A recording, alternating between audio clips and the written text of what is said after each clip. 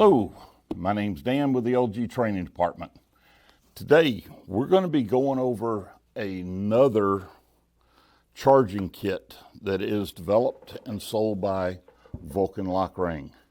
It's a little different from the previous kit, and what happened is I built a PowerPoint presentation that was sent to everybody that purchased this from LG, or you purchased it from Vulkan and didn't quite understand it.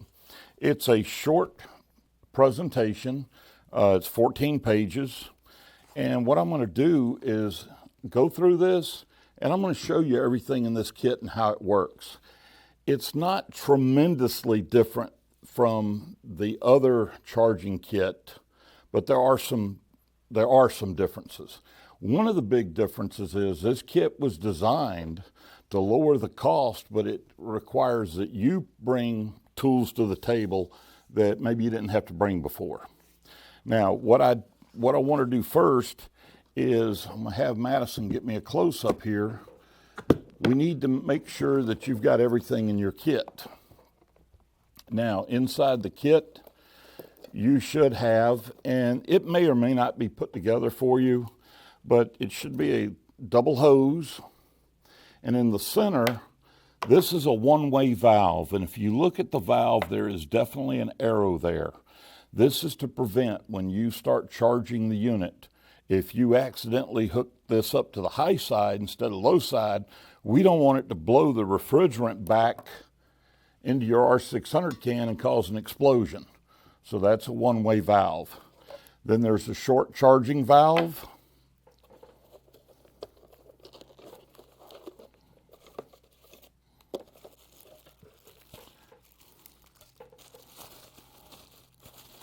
You have a scale. I'm not going to pull all the stuff off of it. You have a valve to get your refrigerant out of the can, and you have a base. You have two valve core depressors. These took the place of the quick connects that used to come in the other kit, and I'll explain their use. And then you have an inline shutoff valve. Now, you also have a couple of batteries for your scale, and then you have this hose. LG does not teach the use of the hose. There were several reasons behind it. One of them was the fact that not all kitchens have windows close by, and if you can't get the unit within the length of the hose, then you can't get rid of the refrigerant. So we opted to go with a refrigerant recovery bag that we could put the refrigerant in, then move it outside to release into the atmosphere away from any flammable or spark objects. But the hose is in here if your company decides that you're going to release the refrigerant out a window.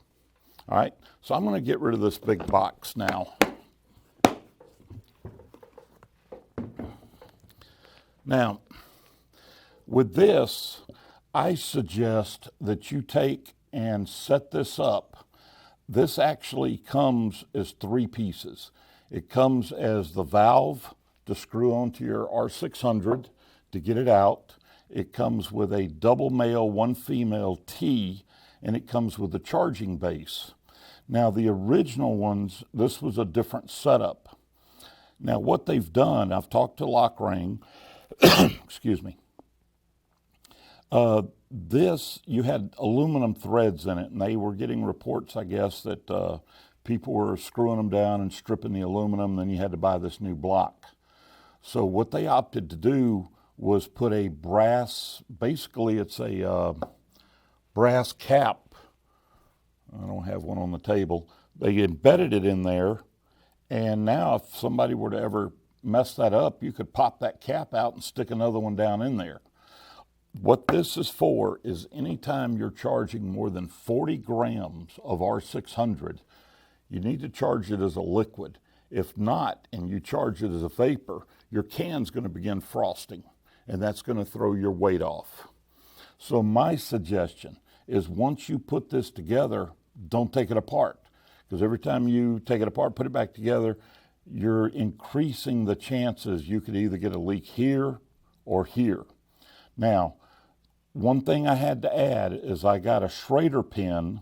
When you get this T, it only has one Schrader pin in it. I put a Schrader pin in the piece that's screwed into the base. Even though it's got an O-ring down there, having the Schrader pin in just doubled the chance that I don't get a leak down there. So to use this, you would make sure the valve is turned off, uncap your refrigerant bottle,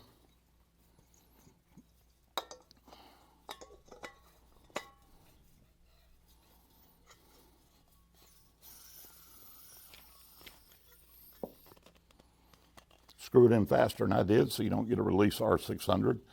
And that is what you're going to have for putting your refrigerant in. So we're going to go ahead and on our scale, real quick guys, I'm not going to insult anybody's intelligence. Just pop the battery cover off, put the two AA batteries in. They go 1, 2. Put the little cover back on. Flip it over. You would, of course, remove this piece of packing material. That goes on top, and now you've got a scale. What they've also done here is they put, I don't know if you can see it, but there's a level so that you can make sure you're putting this on a level, stable surface, and there's a little dot in the middle, and you just make sure the dot gets in the middle of that ring. That way, when you're going to charge, you know you've got everything right and you're on a flat surface. All right, so let me move this out of the way. Now, as you go through the presentation, I've just talked about everything on the next page, which would be page 4. Then we come to page 5. All right, one of the things that I had to do was I had to modify my manifold set. So I brought out this morning an unmodified set. And what I'm going to do is I'm going to remove my low and high side hoses and show you what we did here.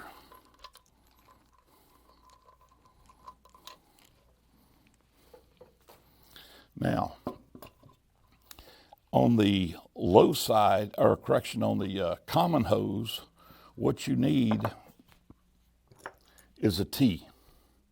Now, in the video or in the presentation, I had a slightly different T, but this is just a T, 2 males, 1 female. And what you're going to want to do is screw this into the center port.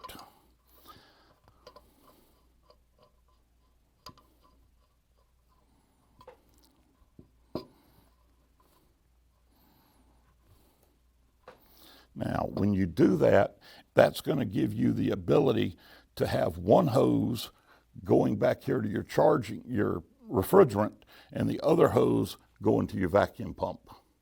Now, what I also found worked better for me is I took a simple shutoff valve and attached it right here.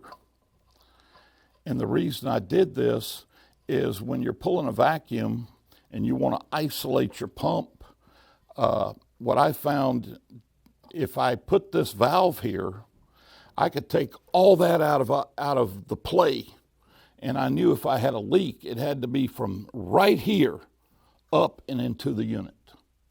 So this modification here. All right, now, if you got the original instructions, it didn't mention this. The reason they didn't is Vulkan LokRing actually builds a manifold set that has this already built in. They have 2 ports on the common side. Nobody else does. All right. Now, so once we get here, let's go ahead and talk about setting things up.